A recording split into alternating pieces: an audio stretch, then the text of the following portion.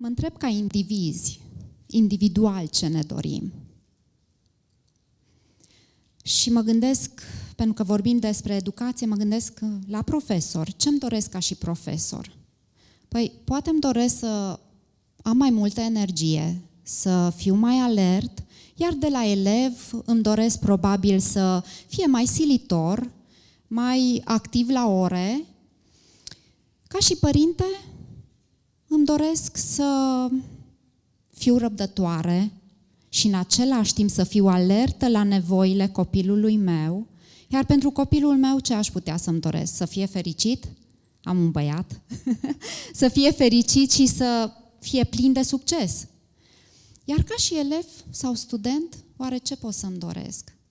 Păi, îmi doresc poate să fiu mai bine înțeles, ascultat cu mai multă răbdare. Și da, credeți-mă, fiecare elev își dorește să aibă acea abilitate de a memora, de a asimila și de a înțelege până la urmă toate cunoștințele pe care trebuie să și le capteze, să aibă capacitatea de a memora rapid și cu un efort mic. Toți vrem cu efort mic să obținem multe, nu? Ei, toate aceste aspecte se pot rezolva. Iar numitorul comun pentru ele este dezvoltarea capacității mentale. Este următorul nostru subiect.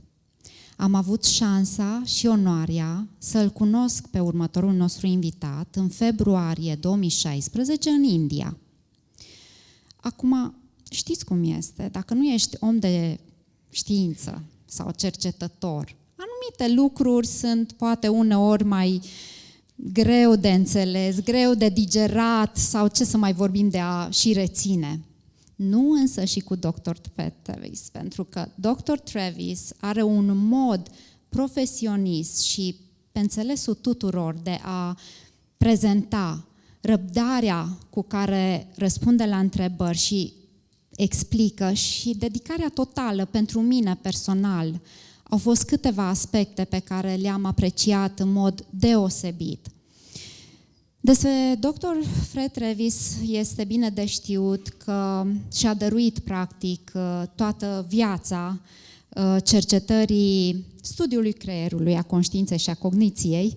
Deci nu este de mirare că este directorul Centrului de Cercetare a Creierului, Conștiinței și Cogniției de la Universitatea de Management Mari și din Statele Unite și a dăruit omenirii în peste 30 de ani peste 80 de publicații și cărți valoroase. Vă rog să îl primim cu multă deschidere, cu multă apreciere și cu aplauze călduroase pe Dr. Fred Travis.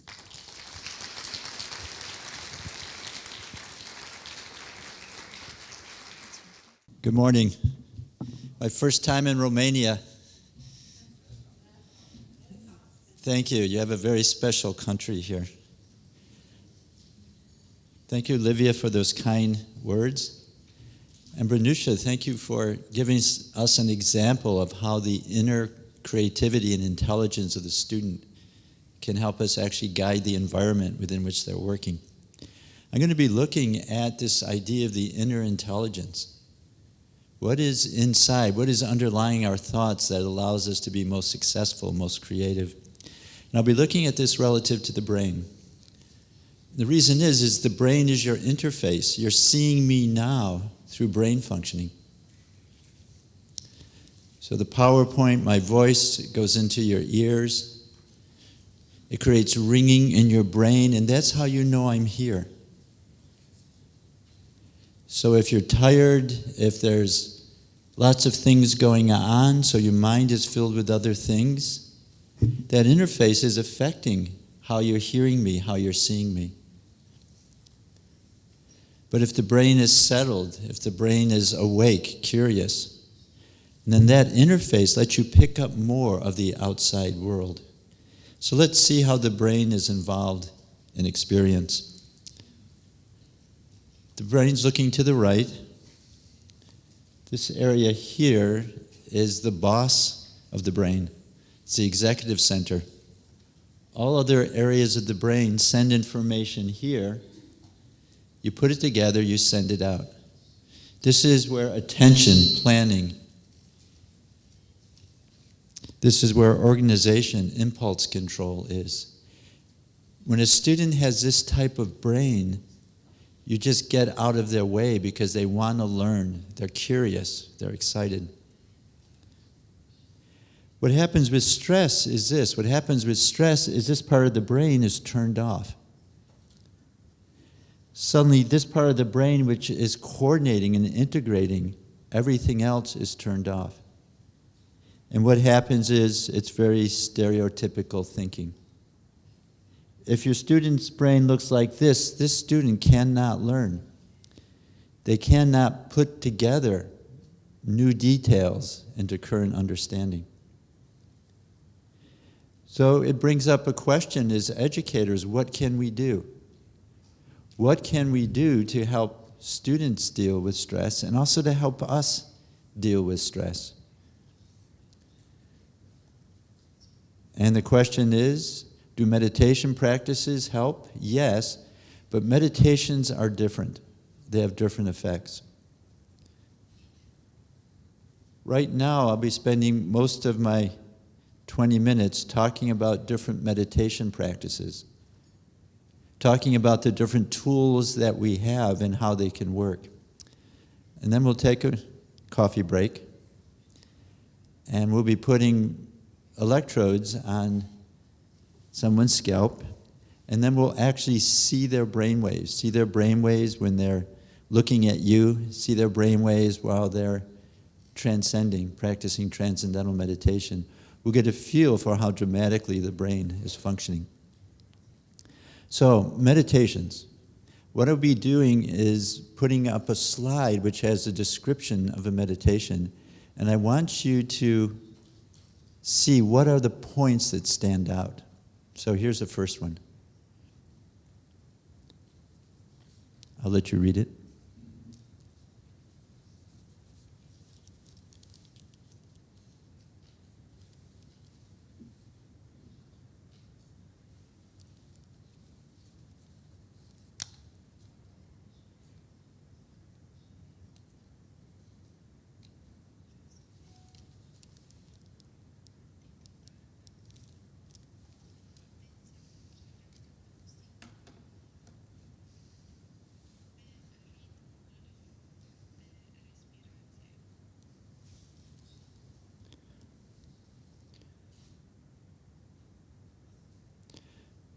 Now notice it talks about a sharp focus. And that means that there's only one thing that you're experiencing. And that one thing you're experiencing is this. Is a diaphragm just moving in and out. There's no sense of the body. There's no sense of the environment. There's no sense even of the person meditating. It's just the breath moving in and out. This is a description of successful practice of a type of meditation called vipassana, or focused breathing. And the whole purpose is to experience an object in its essence. And when you do that, your brain has a specific style of functioning. It's called gamma. It's the name for a frequency that goes up 20 to 50 times per second. It's very fast. And you see that whenever you're focusing.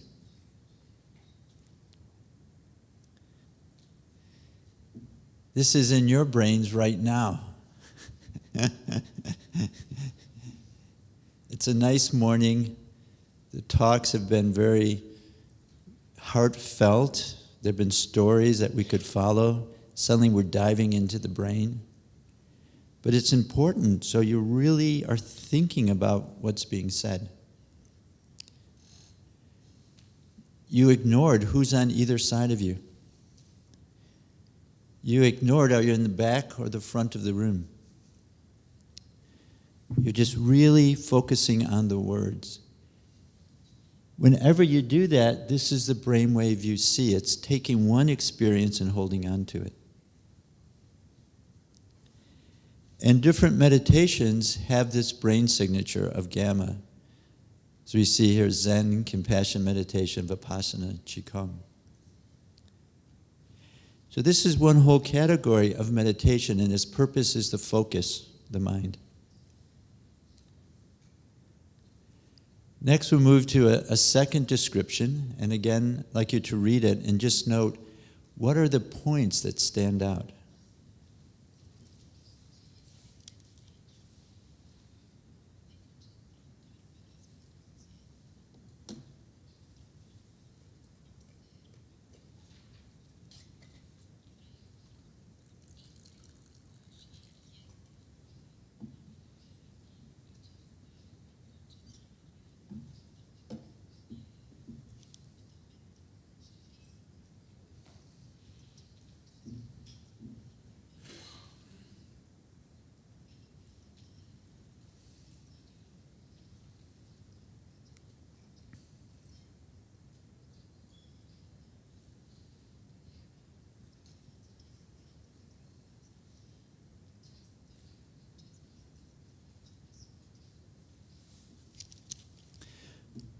Notice how this is different. The other one, there's one experience. Here, it's just all of these memories just stream through your mind. Do you know what a flip book is? I'm sure if you teach first grade, you've done these. You get a stack of cards and you take a picture and you change the picture a little bit. And then you take and go, and you see the picture moving. That's what this person is saying, that all their memories are just flooding through their mind. Notice this person has a sense of I. I find I'm reprocessing who I am. But notice the I that they're reprocessing is just all of their memories. It's called your autobiographical self. It's all the things that you've done. This is another meditation. This is a description of mindfulness practices. And what these meditations are doing, they're probing the relationship between you and the experience. How do I feel about that thought? How do I feel about that experience? And you just note it and let it go. Now, when you're doing this type of meditation, you have a different brainwave. This is what it looks like. It's called theta. It's a little bit slower, quite a bit slower. And also alpha activity, but in the very back part of the brain. And theta activity we'll see in your brain at the coffee break. And you think, okay, so there's about 150 people here. So how can I get most quickly out to the coffee? Maybe if I go out that door and turn around. While you're going through this in your mind, you'll see this frequency band. It's a frequency band of following what's inside. And these meditations are called open monitoring, and they include mindfulness, zazen, non-directed meditation, saharaj. Now, please notice two things. The descriptions are different, so what's happening inside is different, and the brainwaves are different. So here's the third meditation practice. Again, I'll let you read it. And notice what's standing out in this meditation.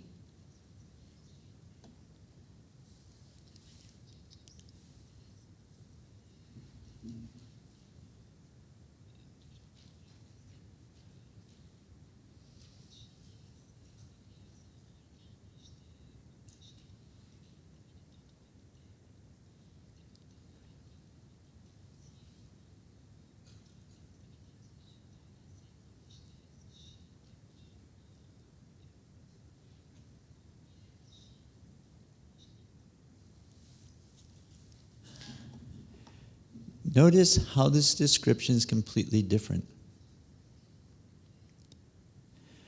It's not characterized by what you're thinking or keeping one experience in your mind. It's characterized by thoughts becoming secondary and silence becoming more primary. It's a crossfade which is happening. It's not as though you're trying to stop the thoughts, but the thoughts become less significant. They attract your attention less. Inner silence becomes more full. And notice this one also has a description of I, but notice how it's different. I'm completely whole, at peace, silence. This is a description of transcendental meditation. And what transcendental meditation is doing is it's probing the knower, it's probing the subject, it's probing who you are. Who are you when your thoughts stop? Who are you when you're not looking at things outside? It's allowing you to experience that silent, whole part of yourself. And this is a different category. It's called automatic self-transcending. It also has a different brainwave pattern. And it has a different brainwave pattern because what you're doing is different. Now, this self-transcending is actually the steps of the meditation process. You're transcending, you're going beyond. So you start with thinking, and you end up with just being. And automatic is important. Because for this to happen, it has to go by itself. For the mind to settle down, it has to go by itself. And if there's any psychologists in the audience, you know about the research on automatic and controlled processes. That doing a hard process over and over and over, it can become automatic. So this automaticity can come in two ways. It can be part of the meditation procedure, and that's the nature of transcendental meditation. You learn how to use the natural tendency of the mind. But it can also happen through long practice, 45 years Qigong practice, 25 years Zen Buddhist practice. That with that arduous practice, you can experience that inner silence. So let's put these together. Focused attention has one frequency band. Mindfulness, open monitoring has a different frequency band. But what these are doing is you're learning how new ways to use your mind. Being able to focus better. Being able to be more mindful. Experiences like transcendental meditation don't teach new ways to use your mind, they sharpen your mind. That means consciousness, who you are. You're more quiet, you're more awake, you're more expanded. So let's finish. What does sharpen your mind mean? First, it means that blood flow to the front of the brain is higher. The executive centers of the brain, they're more enlivened. This is a neural imaging study with 27 people. It means higher frontal coherence. Now, what coherence is if you have electrical activity from two different parts of the brain, coherence is asking how similar those electrical signals are. And what they're suggesting is those two parts of the brain are working together. So what we see is in this process of transcending during transcendental meditation, The executive centers, the boss of the brain, is more unified, is more whole.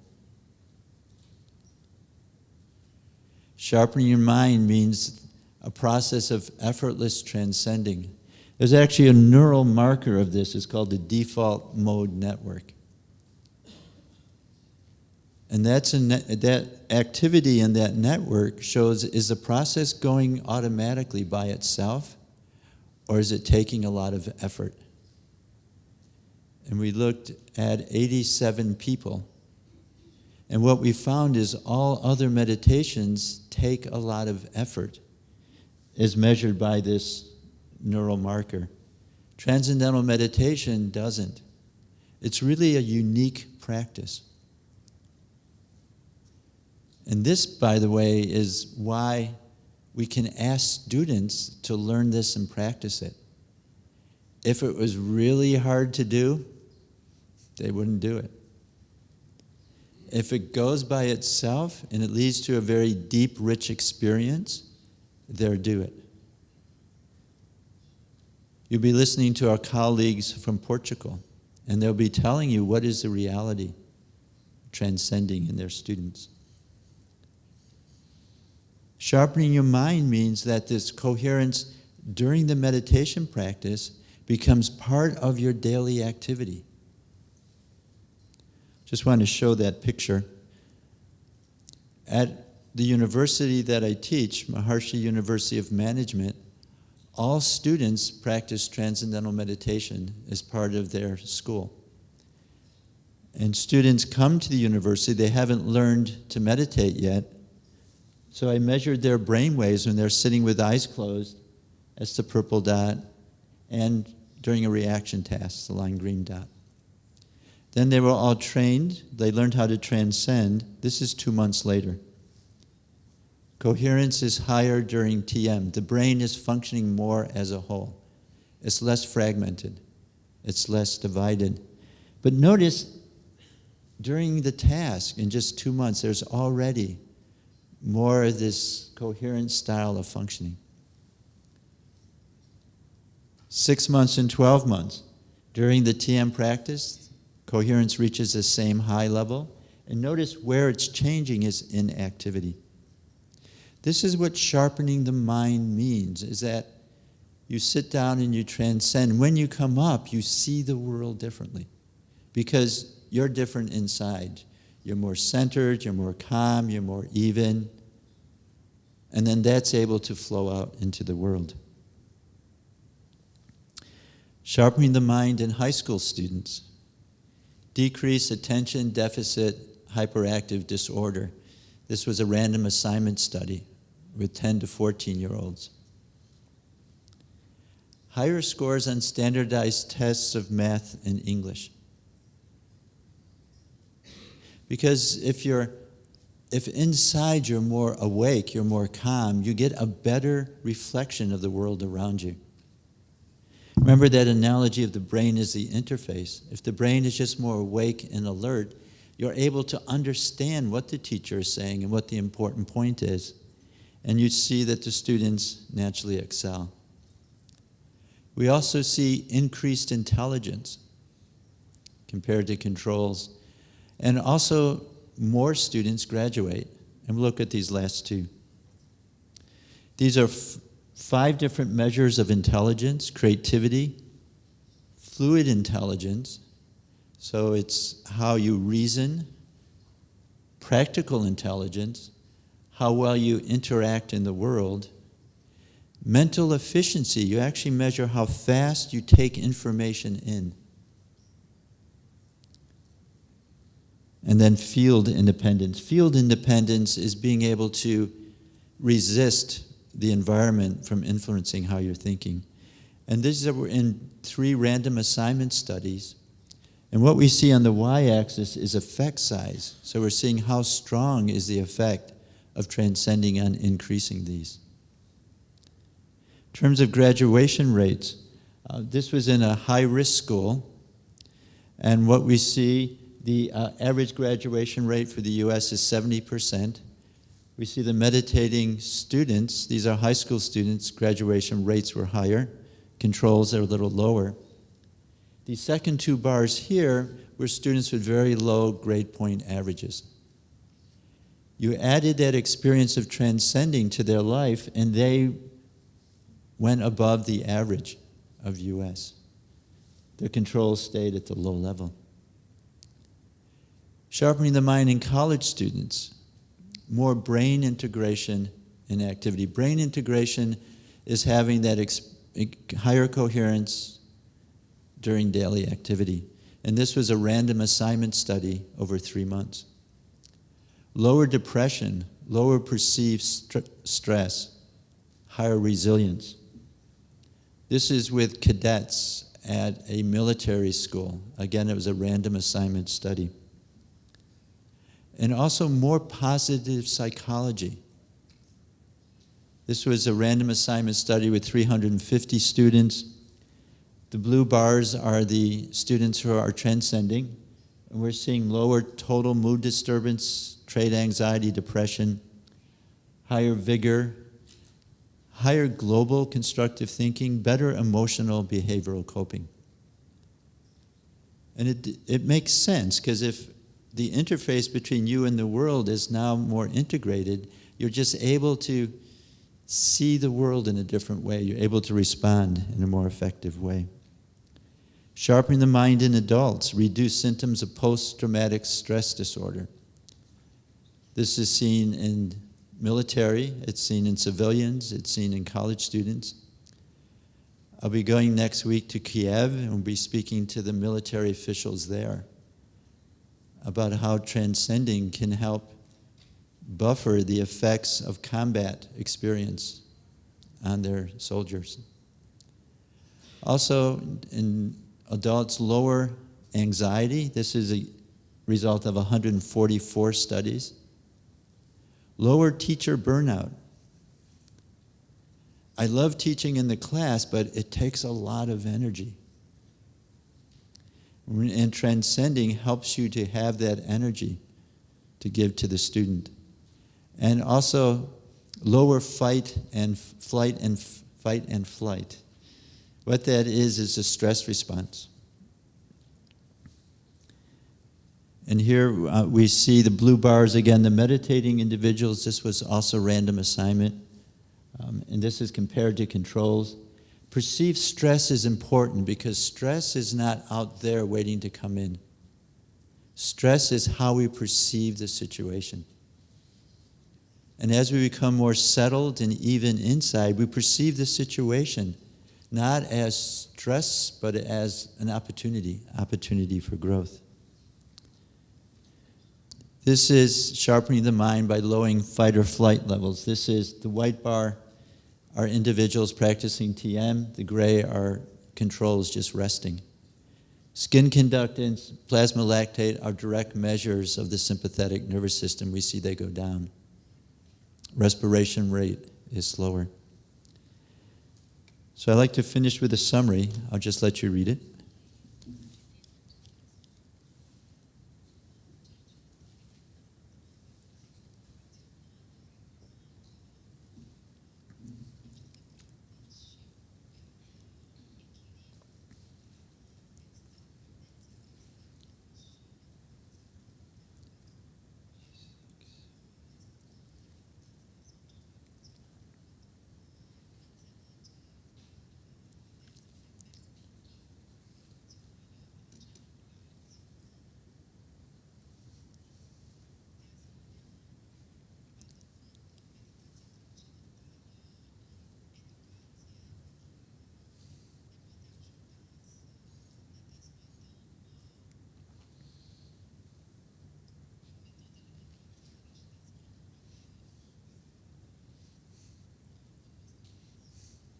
Very good. I want to thank the translators for doing such a great job.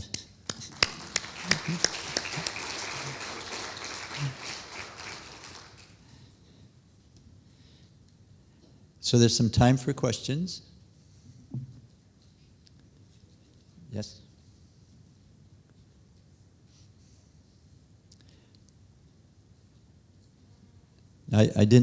I wasn't able to follow everything Livia said. I'm sure she told you that you can't leave for the coffee break till you ask a question.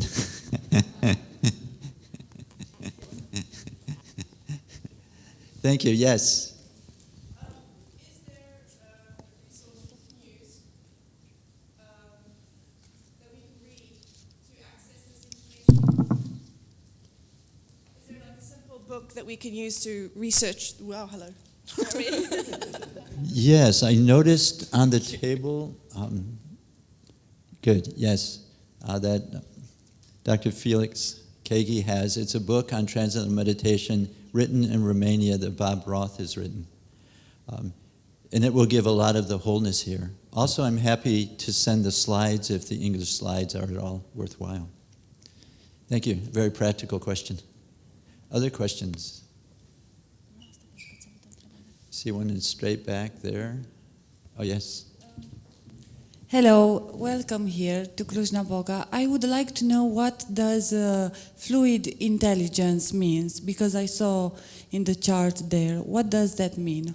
Thank you. Because we know about emotional intelligence, but I would like to know about this. Thank you. Thank you. There's fluid intelligence and there's crystallized intelligence. Fluid intelligence is thinking processes like logical memory, critical problem solving.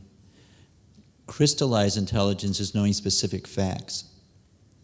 What's the capital of Romania? And what was found is fluid intelligence, how you were able to use your mind to ask questions, to probe issues. That's what it's improved.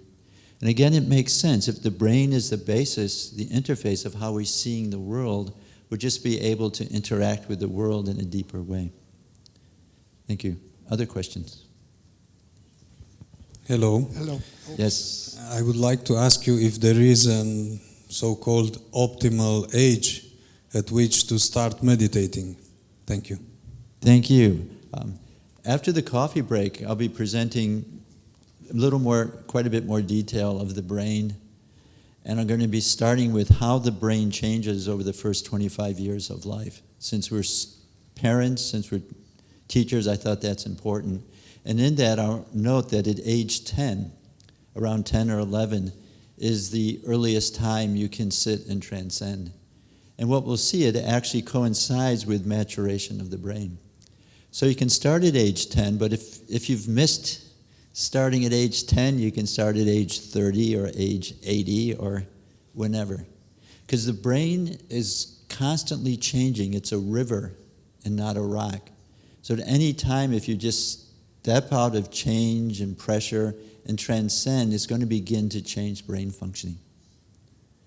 Thank you for that. Other questions? Hello. Okay. First step could be to introduce meditation in schools.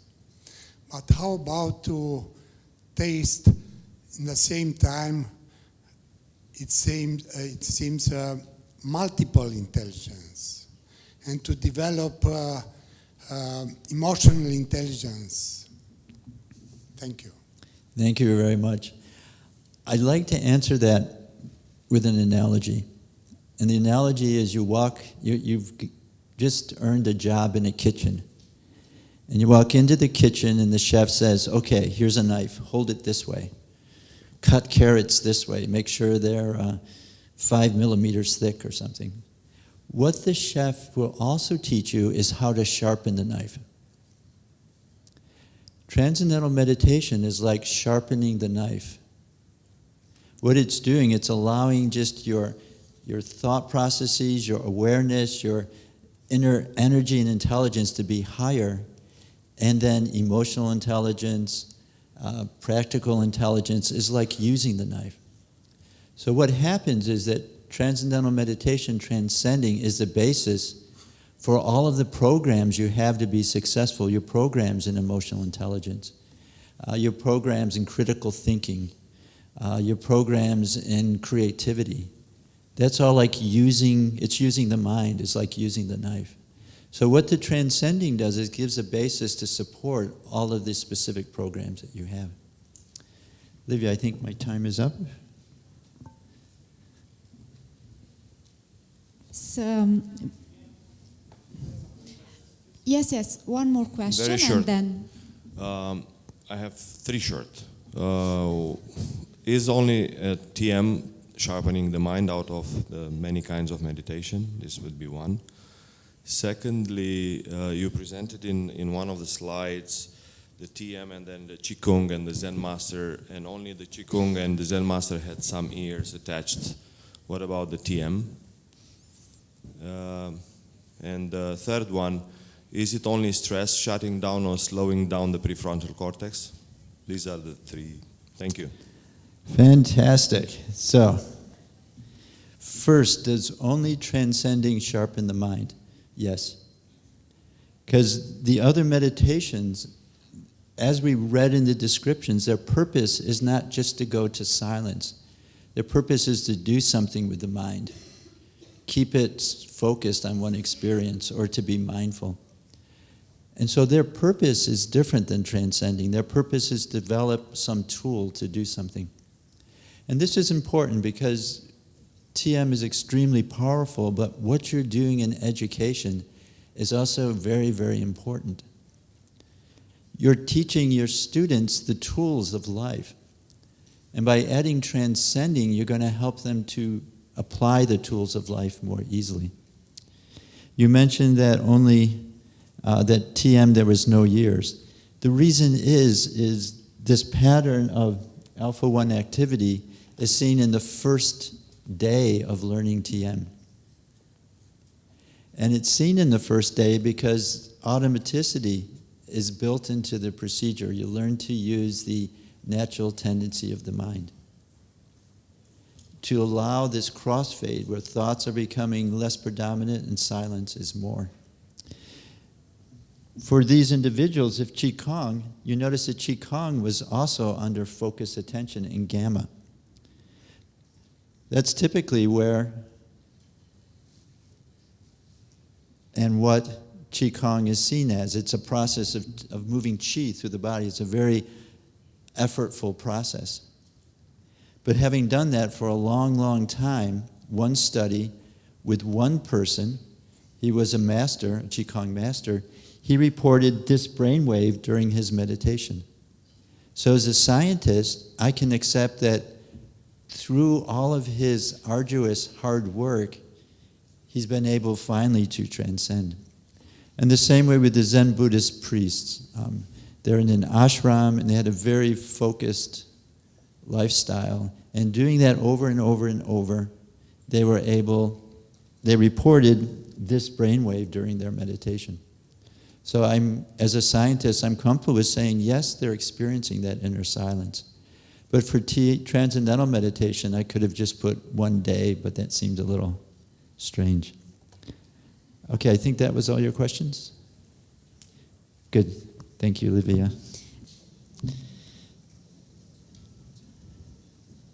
So we have with us a brave man, a physician. He's going to let us look under the hood. And we'll see his brain waves.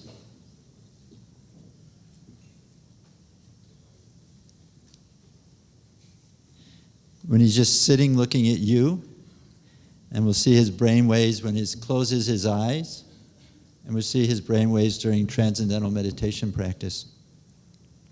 And just so to prepare you, I'll go in a little more detail of what's happening in the brain during transcending.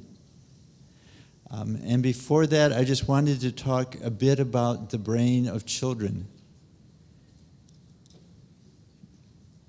When children are born, their brain is unassembled.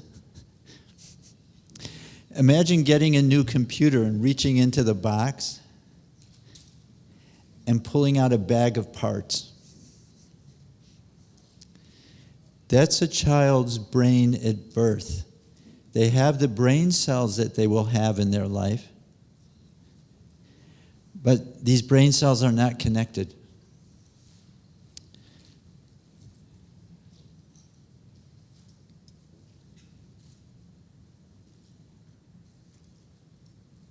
Okay. And what happens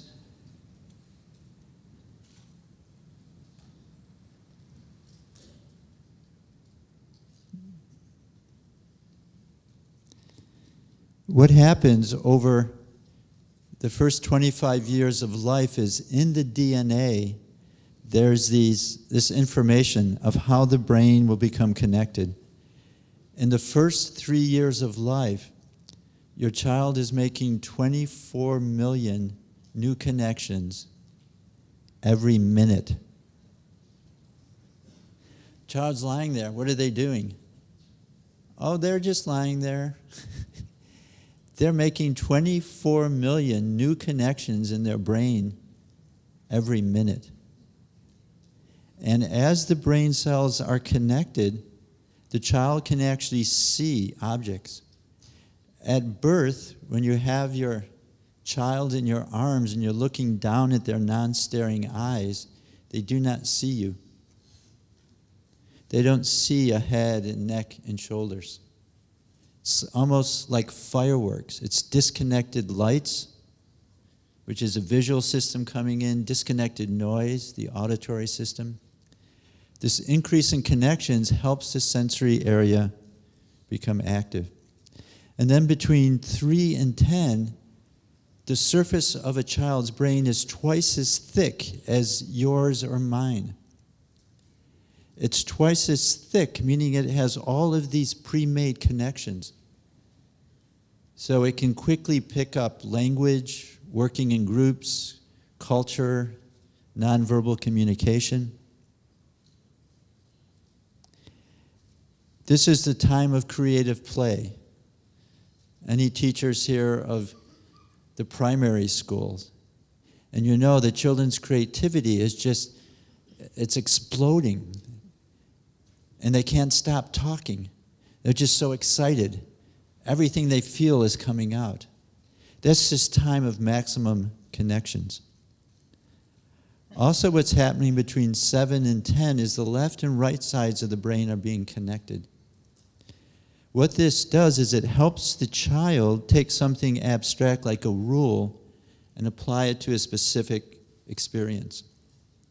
Children are very rule governed at this stage. If you teach children who are 7, who are 8 or 9, you probably start the year with determining what are the classroom rules. And the children love to create them. And then they follow them throughout the year.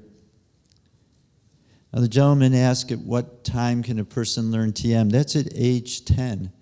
Because what's happened is the left and right sides of the brain being connected allows the child to transcend, to have a very specific thought. It's a sound, it's called a mantra, which is specificity, but you allow it to move, and that's the right side. And so you need this connection here as a physiological basis. And then what happens, 10 to 18, is the teenage years.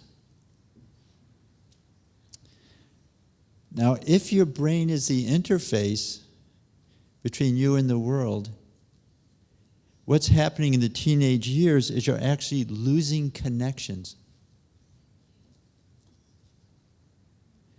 The interface, the connections are just dropping out. So the teenager, the brain they go to bed with is not the brain they wake up with. You ask a teenager to do 3 things. They do the first one, and they forget the other 2. How come? Are they just acting out? Are they rebelling? No, they don't have the brain tissue to keep the wholeness, do a part, and go back to the wholeness.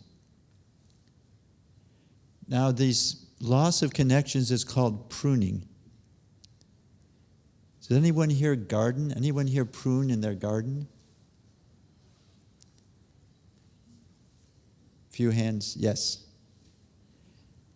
Now, after you prune off the bushes, you notice the bush gets bigger. You may say, how come? I just cut off these branches. Why is it getting bigger? It's because you're making space. And so the bush which is there can actually become bigger. This is happening in the teenage brain.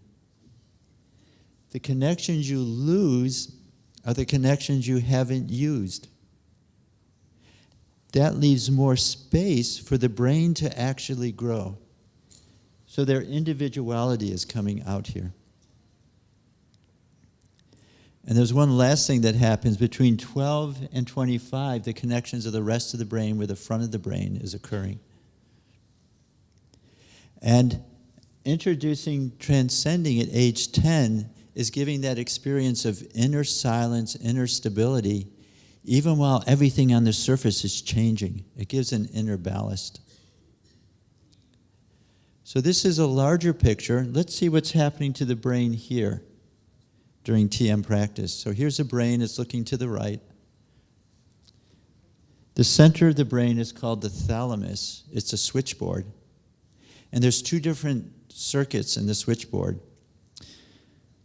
One brings in outside information, what we see, hear, touch, taste. It creates a loop with the surface of the brain, and this loop is a neural representation of what we're seeing and hearing. There's a second circuit, and that's wakefulness coming up to spinal cord. It also creates these loops with the cortex, but what these loops maintain is wakefulness, alertness, subjective awareness, how you're feeling inside. If you're doing Vipassana, what you're doing is focusing on this content loop and keeping it there. You're not letting it go. Or mindfulness practices, you're constantly looking back and forth. Okay, what's the relationship between me and whatever is this content? Transcending, it's a process of the content, the mantra becoming less and less, and the underlying field of wakefulness, which is always there, just becoming more predominant. And because the brain changes with every experience, moving the brain to this state and back into waking, and then meditation and back into waking, these circuits become strengthened. And that's that experience of that silence within coming into activity. There's a lot of information here. It takes 1/10 of a second for a loop to go up and back. So in a second, it goes up 10 times. That's why you see that 10 cycle per second brainwave. It looks like this. X-axis is time. Y-axis is different points on the scalp. There's 32 points on the scalp where we're recording brainwaves. Now we're going to be looking at the EEG recorded at this frequency, this point, and this point in a moment. And that's to just give you a picture of what's happening overall. Let's look at this. Notice the electrical activity is the same at all the different leads. The reason it's the same is because the brain is settling into silence. It's not thinking and deciding and memory and so on. Also notice the brain waves are going up and down together. Remember I mentioned coherence? This is what coherence looks like, the similarity of the brain waves rising and falling. So we could present this data in this way. These are coherence maps. This is the top of the brain, front of the brain. Each column is a different frequency band. The dots are where the sensors are on the scalp. There's 32 of them. The lines between the dots are indicating the coherence. How integrated is the electrical activity? If there's no line, it's less than 70%. If it's a light line, like here, it's about 70%. If it's dark, here in the alpha category, it's 90% or higher. Notice the front part of the brain, the executive centers of the brain. It's highly communicating with itself. Rather than fragmented rival ideas going on, they're functioning as a whole. Questions on up to this point in terms of brainwaves? Okay, so let's look under the hood.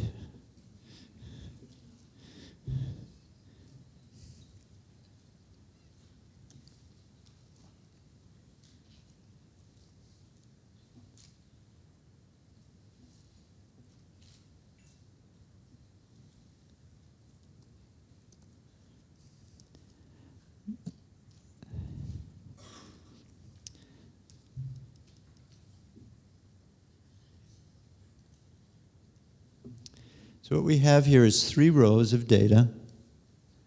The top one is the information, the electrical activity from the front left. The second one is front right. The bottom is coherence. Now this is what a person's brain looks like when 160 people are looking at you.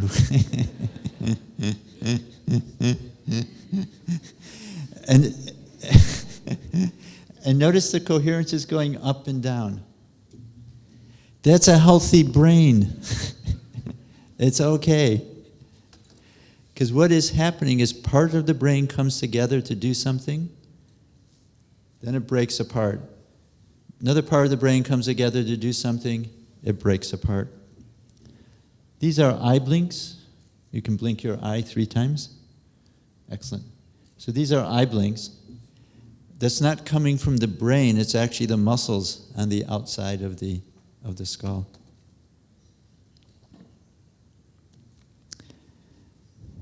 Now, if the coherence is dotted, as you see here, it's because there was an eye blink, and that's highly coherent from both sides.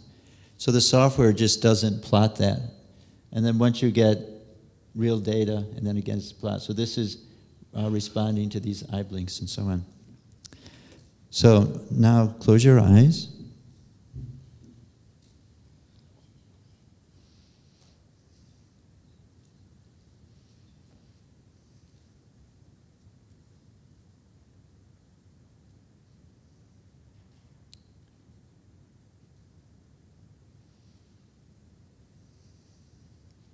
Okay, now start your TM practice.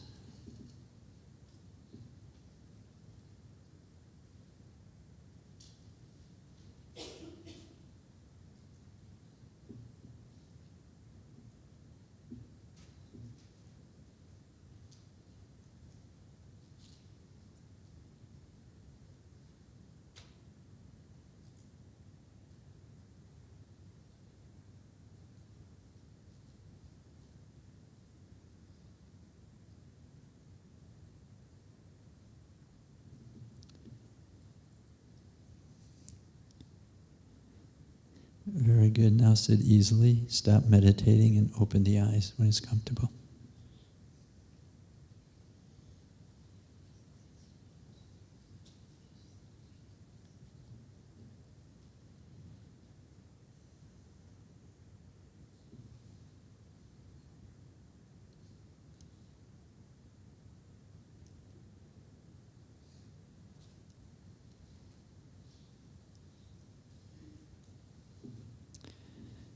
Okay, so I'm going to replay back just what you saw. And I want you to tell me when he closed his eyes and then when he started his TM practice.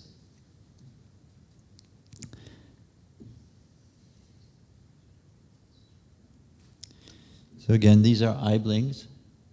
Now this is second. Notice how fast the brain waves are there. That's the brain waves you see when the brain is processing. It's called beta.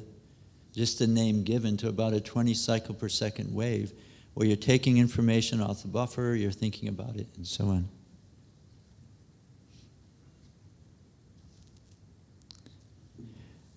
And most of the frequencies are very fast because you're dominated by the sensory information coming in.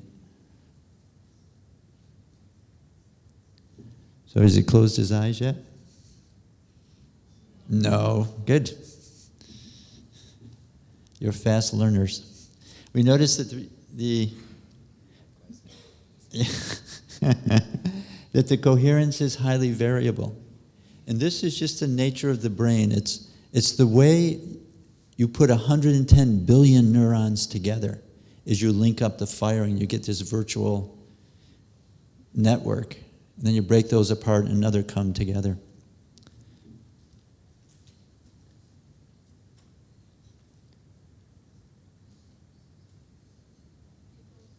Yeah, he closed his eyes. Good. Now notice the EEG is becoming a little bit more rhythmical. And here he started his TM practice. And you'll notice that these waves, this is the alpha wave that we talked about, is becoming more predominant. And notice the coherence, it just goes up to the top and it sits there. Because you're not thinking, you're not processing, you're not deciding, you're not worrying, it's just that value of wakefulness. And if there's some sound outside, the attention goes out, like here, and then again it goes back inside. I mean, look at how similar the brain waves are here, brain waves are here, here, and here. It's really the executive center is suddenly coming together, it's coming to its ground state. So let's see if we can tell when he opens his eyes.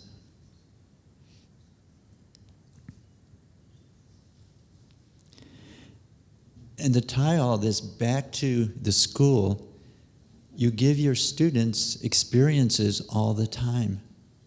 And it could be working in groups, it could be memorizing. This is giving the student a new experience. And it's not an experience of anything, it's just the experience of their own inner silence.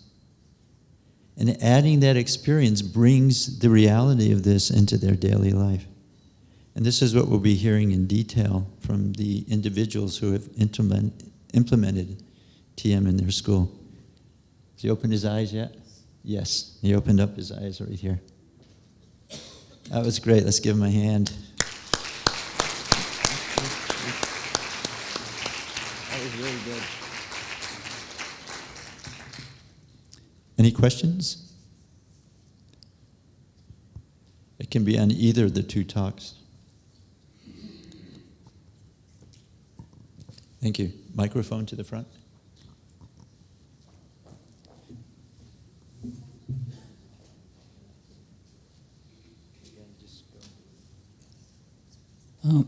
Hello, my name is Flavio Pop from Timișoara. Dr. Travis, did you manage to find out if there is any connection between any specific brain frequency and creativity of that brain? Or learning experience of that brain? Yes. Thank you for that question. This frequency of brainwave, alpha 1, is seen when you get that aha moment. So in creativity, when you're working on a problem and you just don't know how to solve it and you let go, at that point where you get that insight, you see a burst of this frequency. Because this is the frequency of attention, not in thinking and doing, but just being, wakefulness itself. And that's the basis. And the more that this is there when you're in activity, the more creative, the more experience you get is called flow experience. And that you can spend an hour or 2 hours on a task. It's very easy to do. It doesn't take a lot of energy. Because you're awake, you have lots of resources, and the attention's being drawn to whatever you're doing. So yes, this is a frequency. It's seen in the front of the brain. It's this alpha 1 frequency. Very good application. Thank you for that question. Good. Other questions? Yes.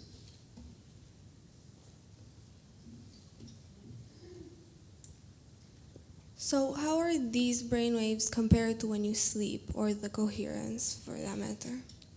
Excellent question. What's happening during sleep? Well, first, what's happening during sleep is you're washing out sleep dirt.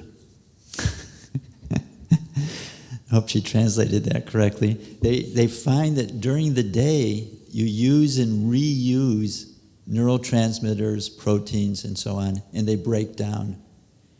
When you sleep, the structural cells become smaller, and the fluids in the brain can wash through the brain. It cleans out the sleep dirt. Now, when that is happening, you'll see a different brainwave. And it goes up and down 1 time per second. So it goes up, down, and back, up, down, and back. It's a very slow brainwave. It's called delta. And that's the brainwave when you're shutting out the outside world and you're doing inner housekeeping. And this is important. Someone asked, I think someone else asked the question, is there other things that turn off the frontal lobes besides stress? And yes, sleep, fatigue does. When you're tired, the blood flow to the front of the brain goes down because you don't want to be thinking and processing, you want to be sleeping. And so sleep is a very important part of education. And with college students, if they come into my classroom and they put their head down on the desk and go to sleep, I just go up to them and I give them permission to go home. Because they're not learning. And even if they try to take it in, the brain doesn't let them. So the brain waves are completely different during sleep because the purpose is different. During sleep, you're washing out the brain.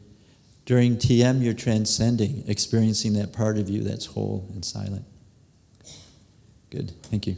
Other questions?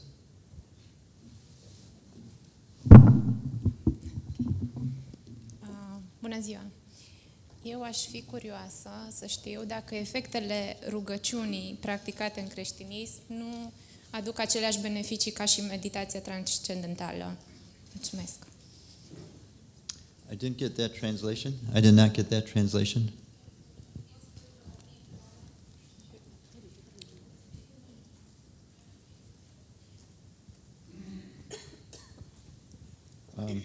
I'm not getting it. Or maybe the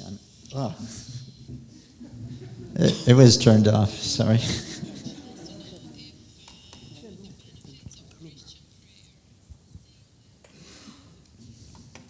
Great question. It all depends how you pray.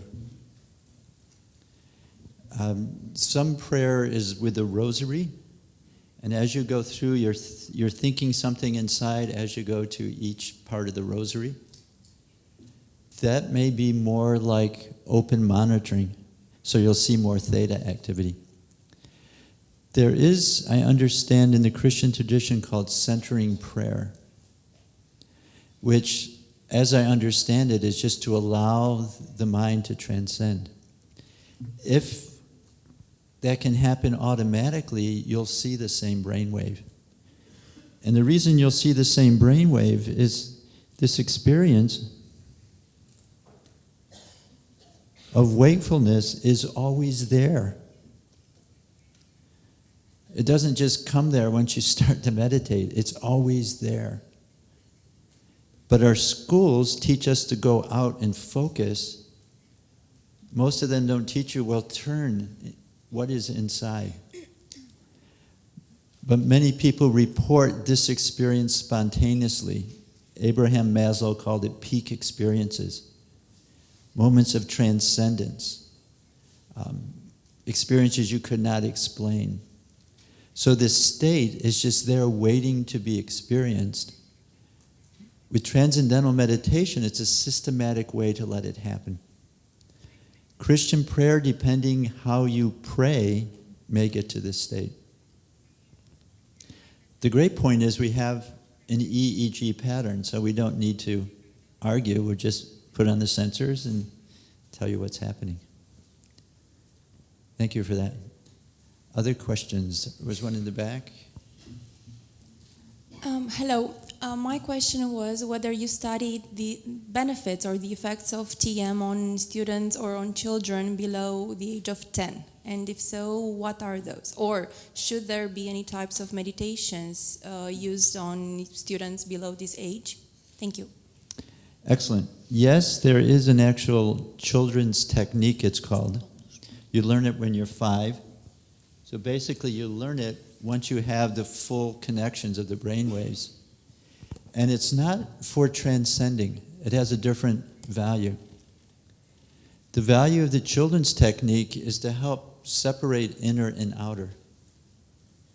Because at age 5, 6, and 7, the child is very much identified with their experience.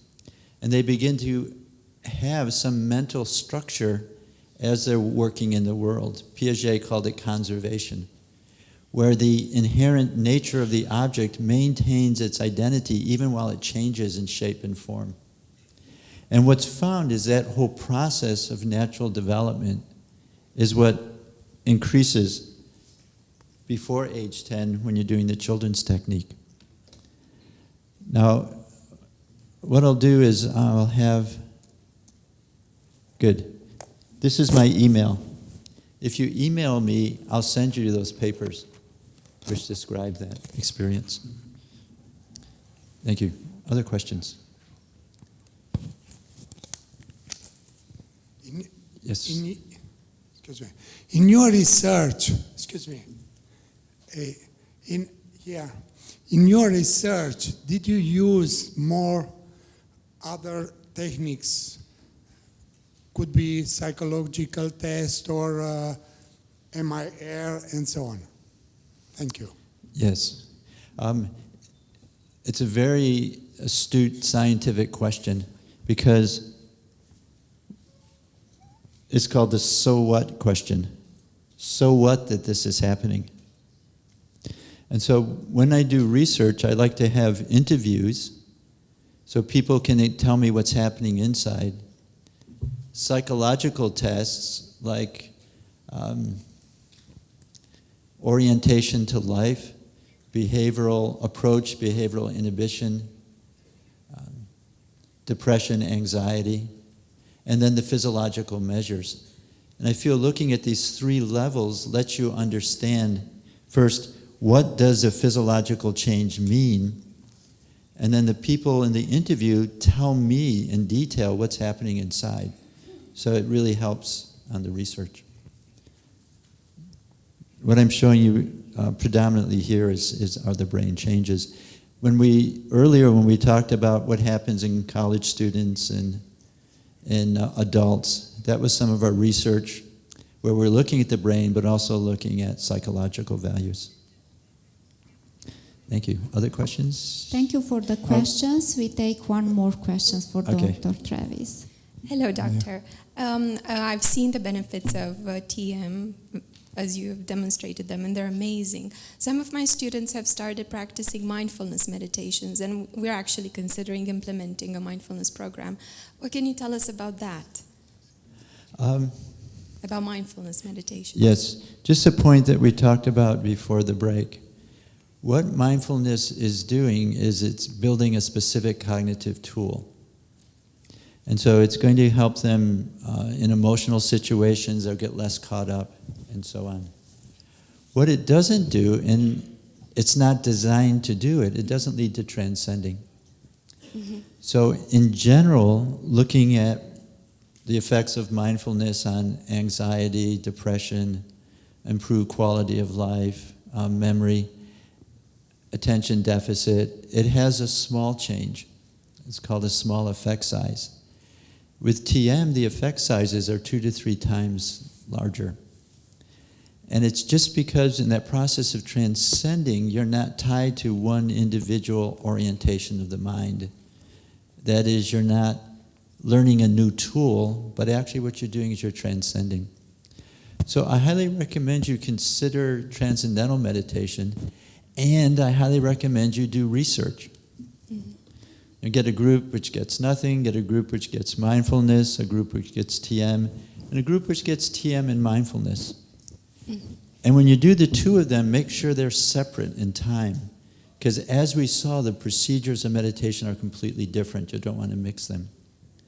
And what this will do is it'll let you see what the benefit is. It'll let you see how comfortable the students are.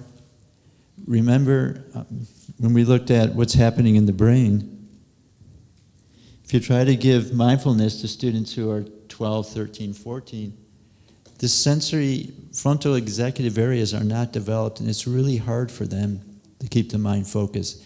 It's not a pleasant experience. And so you may find that they may not practice it regularly. They may not do it continuously. With TM, because it's a process of transcending, using the natural tendency of the mind, what's found is that even children with attention deficit hyperactive disorder can transcend. Thank you. Yes, thank you very much. Thank you, Olivia. I've really enjoyed being here. Thank you.